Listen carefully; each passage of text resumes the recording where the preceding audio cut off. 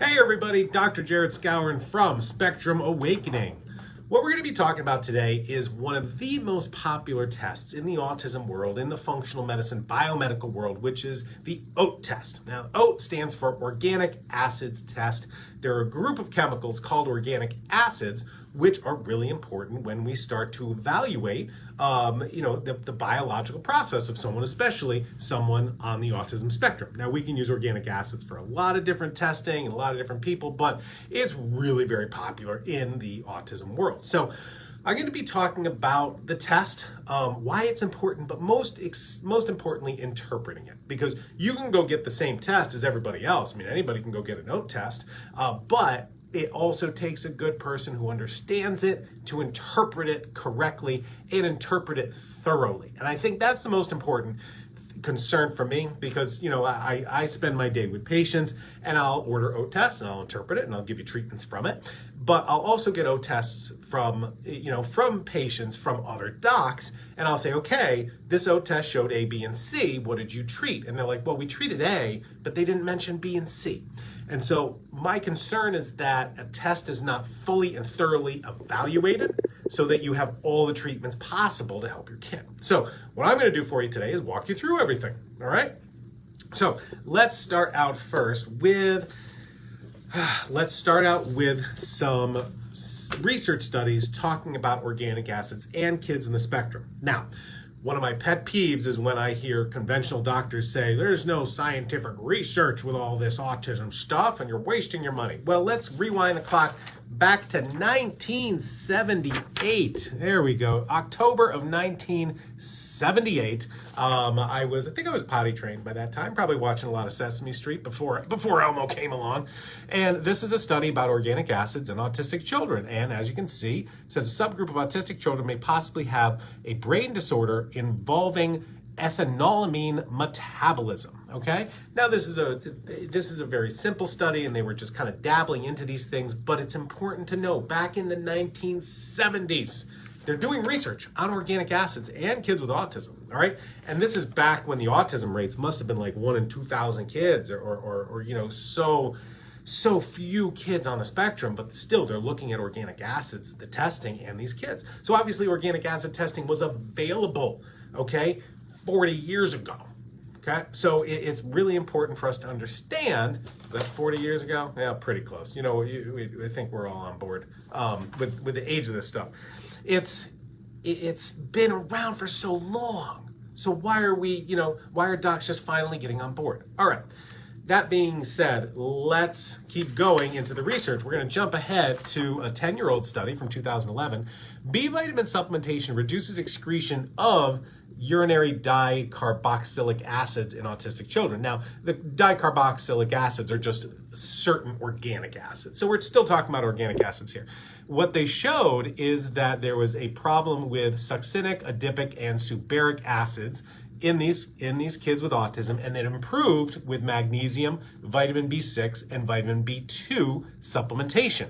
How interesting that those are the first 3 ingredients in our anger management supplement, okay? We've got, you can't really read it there, but it's got B2, B6, and magnesium.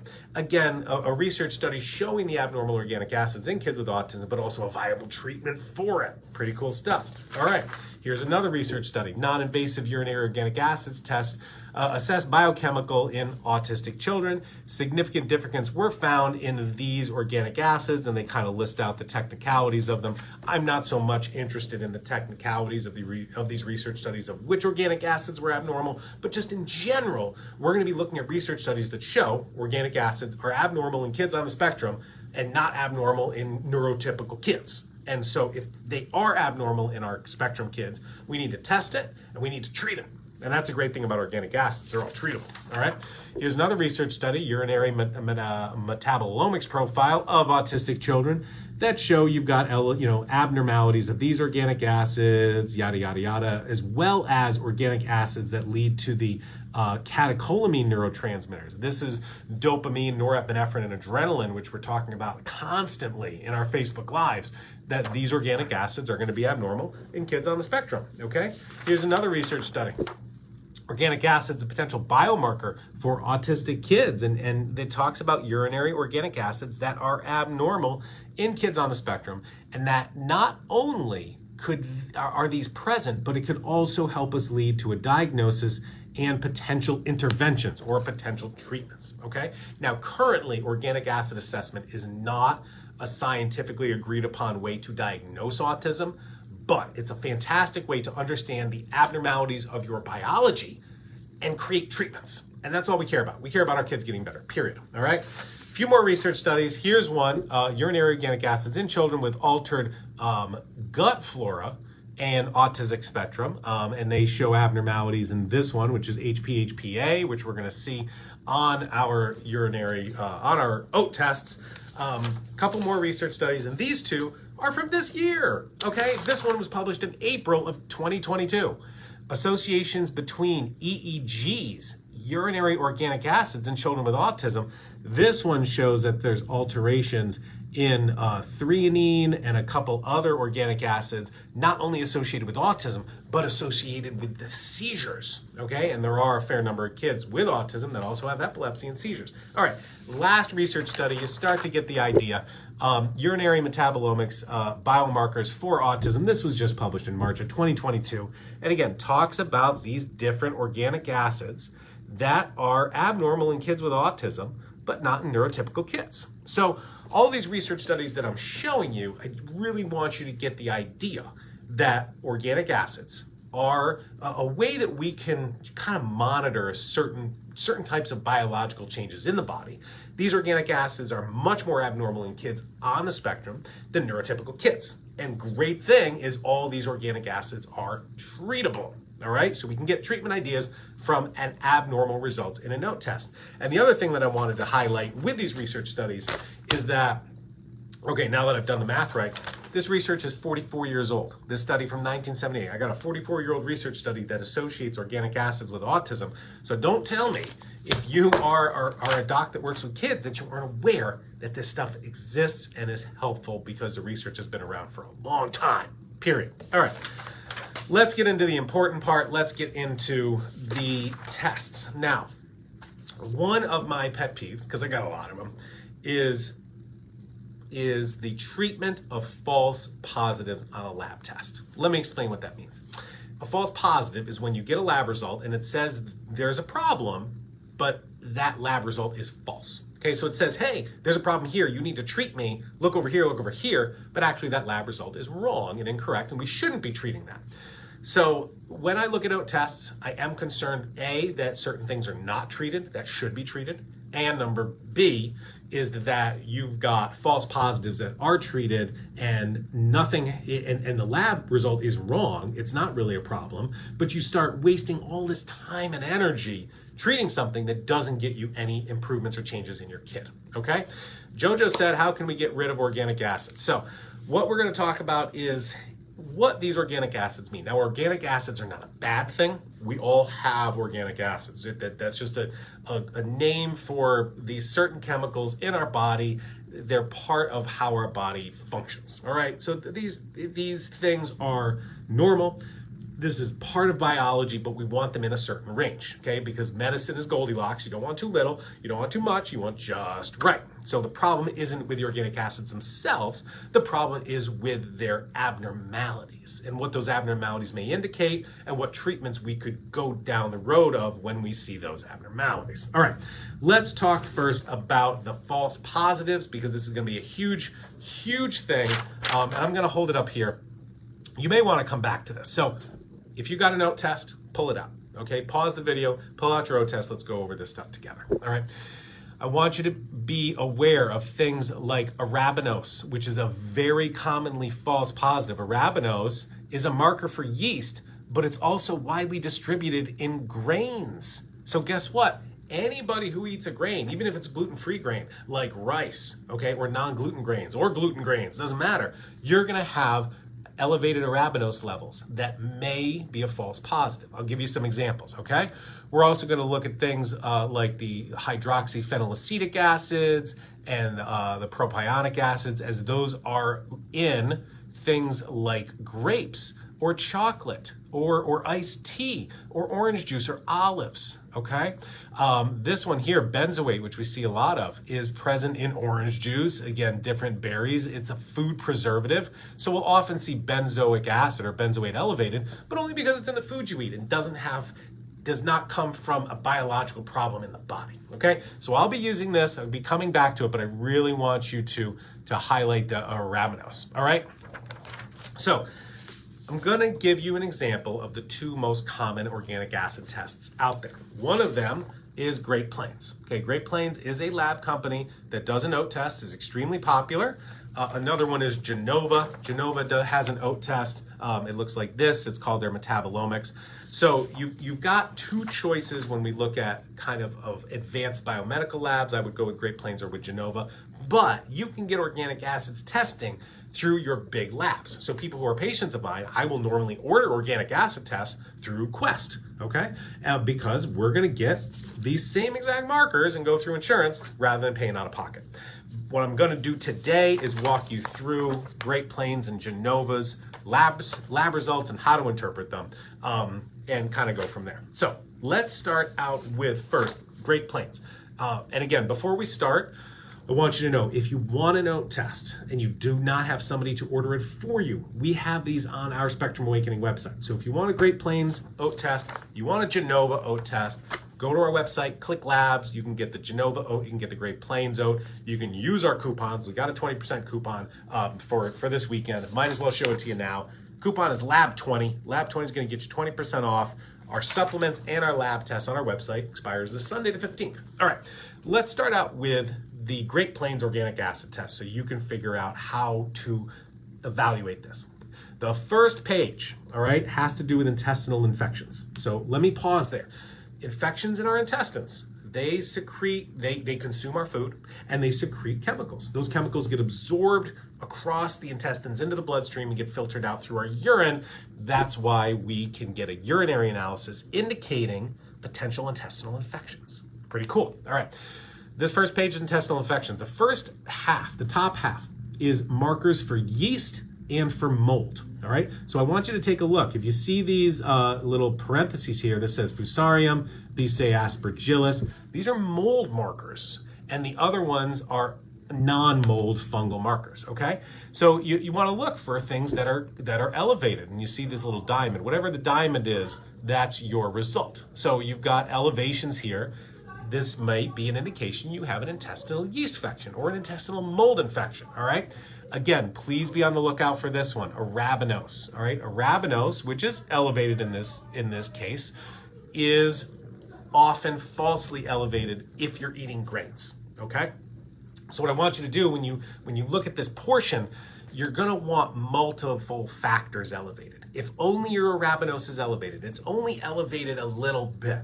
This just may be a false positive because you eat grains, and if you do yeast treatments, you probably won't get anywhere. And this is what I see so often with people who send me these oat tests, and they're like, look, I've got yeast because just the arabinose marker is a little bit elevated and all the other markers are normal, okay? If you've really got a bad candida infection, you're gonna have multiple of these abnormal, kind of like this test does here, all right? So that's what this section is for. This top half, it's for yeast, it's for mold, it's a fungal analysis. Make sure you've got multiple factors elevated, not just the arabinose, because that is a big false positive. All right, let's continue. Here we've got our second half. These are bacterial markers, okay? So the bacterial markers can indicate some bacterial infection. So you've got these, got a couple things elevated here. These can be bacterial markers, but again, watch out for these things like this phenylacetic here. That marker, which in this person is normal, can be falsely elevated if you're eating, and I'm just going to my cheat sheet here, if you have grapes or iced tea or orange juice. So all of a sudden, this may say, look like bacterial infection, when, you know what, I just drink orange juice every day. So you've gotta make sure this is an issue. Jojo said I had no voice. I hope everybody else can hear me. Nobody else has made that comment. I know we had some audio problems before. All right, let's move on. So this is a yeast analysis, yeast infection, bacterial infection analysis in the gut. All right, moving on. Here, you've got your oxalate markers. So oxalates I believe are an indication of an intestinal infection, all right? Yes, there are foods that contain oxalates. Yes, you can take calcium supplements like our Spectrum Awakening Oxalate Control to reduce oxalates, but I more use these as an analysis of, is there an infection or is there not? Because infections can really produce a lot of oxalates, and you can go on a low oxalate diet, and that may help some, but not all. So I would look for infections if you get it here. These next 3 sections are for mitochondria. All right, so it says mitochondrial markers, lactic and pyruvic are also mitochondrial markers. If these are abnormal, you may have some mitochondrial dysfunction. Now, what does that mean? Mitochondria produce energy for every cell of the body. Kids with autism really need that energy for brain development, and about half of the kids on the spectrum are not getting enough mitochondrial function to help with their language development. So if these are abnormal, you're going to want to start mitochondrial supplements. Now, let me interrupt here and show you what we have from Spectrum Awakening that you may want. Hold on, I'm going to lean out of frame for a second. We've got a few different mitochondrial supplements on our website.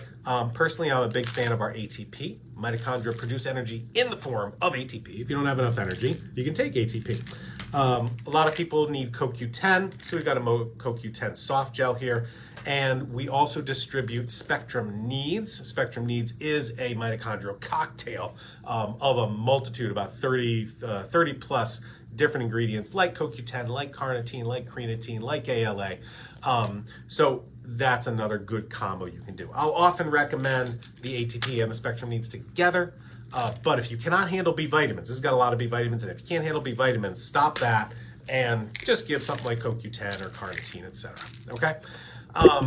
So that's the mitochondrial treatments. And if you've got an infection like a yeast or a mold or a bacterial infection, one thing that we've got on our website is called the yeast mold bundle. So we've got yeast mold biofilm here. We've got a grapefruit seed extract, and we've got a binder. Those kind of go together to help remove any kind of yeast or mold or bacteria. All right, moving on.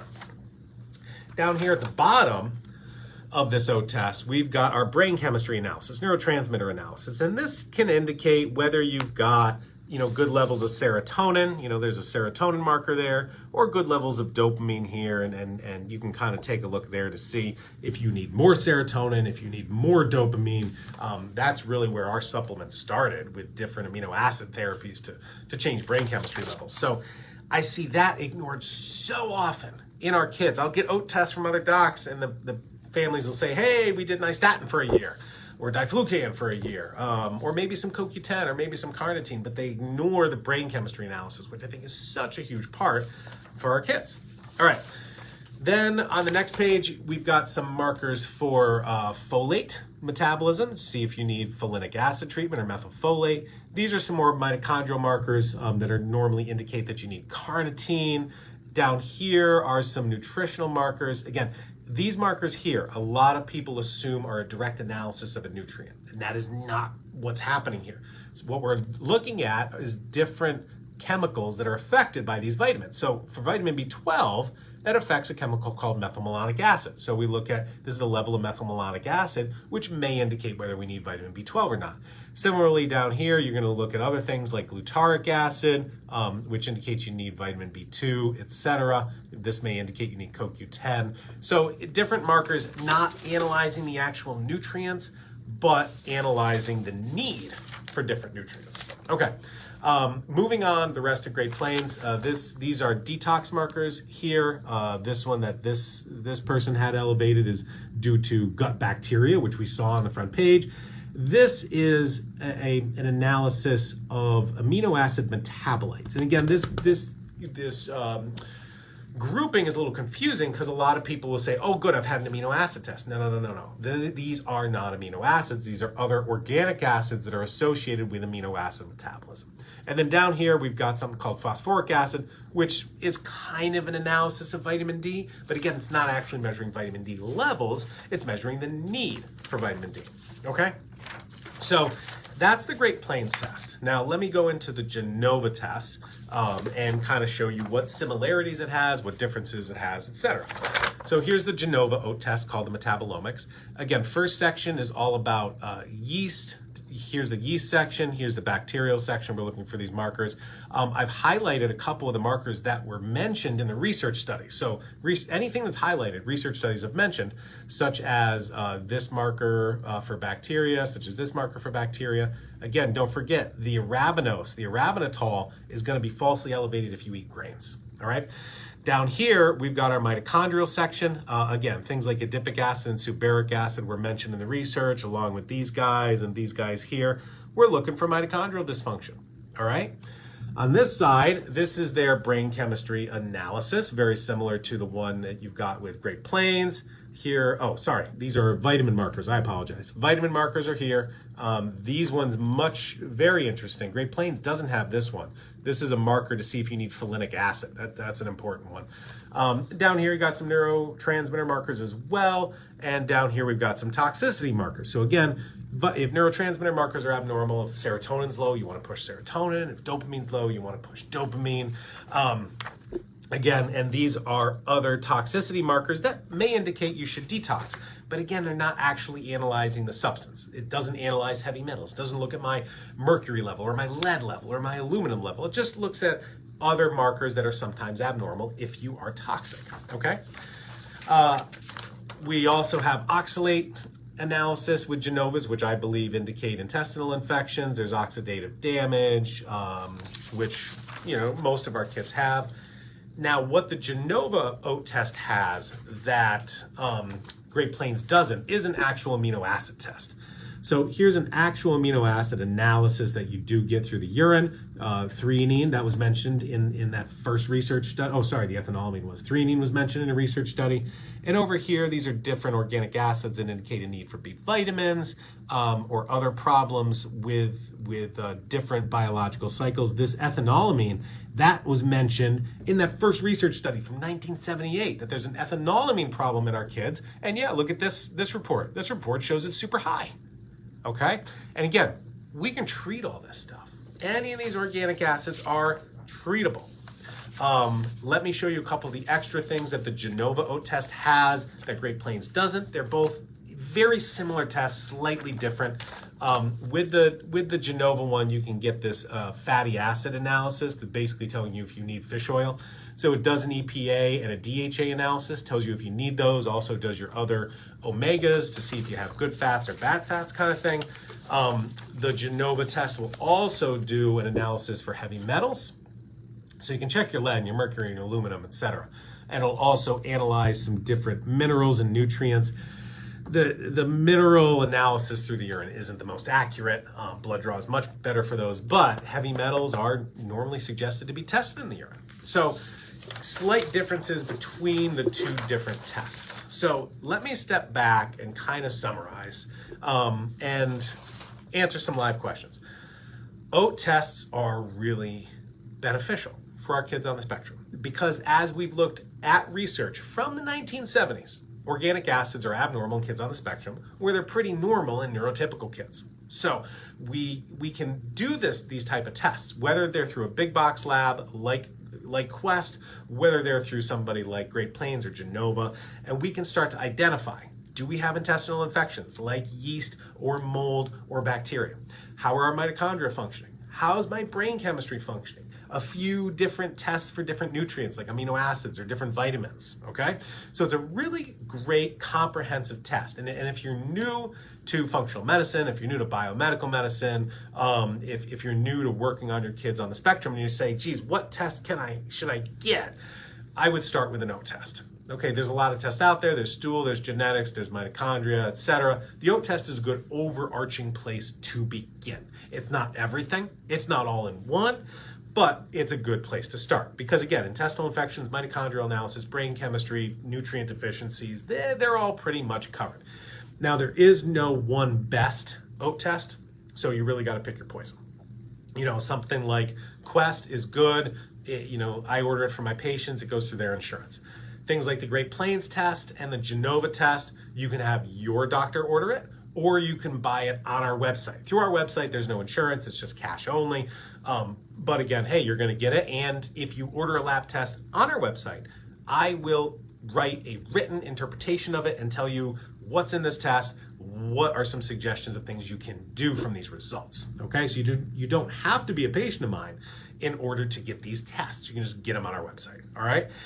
So again, if you've already had an OAT test, go back and look. Go back and look, number one, for these false positives. Okay. So if you have things like, oh, somebody just mentioned tartaric acid. Hey, tartaric acid, it's present in grapes, it's present in chocolate, it's also a food additive. So is an elevation of tartaric acid really indicate a bacterial infection, or is it a false positive? Same thing with arabinose. Boy, that's in grains. Boy, that sure is everywhere, okay? If I only have an arabinose level elevated, does that mean I have a yeast infection, or does it mean I eat grains? And maybe we need multiple of these markers abnormal to really indicate that there's a problem, with an infection or whatever else. So be on the lookout for these false positives. You want to take a picture, screenshot there. That's a good time to do a screenshot of that. And then, again, if you're going to decide between Great Plains and Genova, they're really similar. There's a few differences here and there. Like Great Plains looks at mold while Genova doesn't. Genova looks for folinic acid marker, for form aminoglutamate, which is the most widely recognized, where Great Plains doesn't. Genova does an amino acid test and omega test. Great Plains doesn't. There's a few differences here and there, but they're all very, very similar. Okay, so let me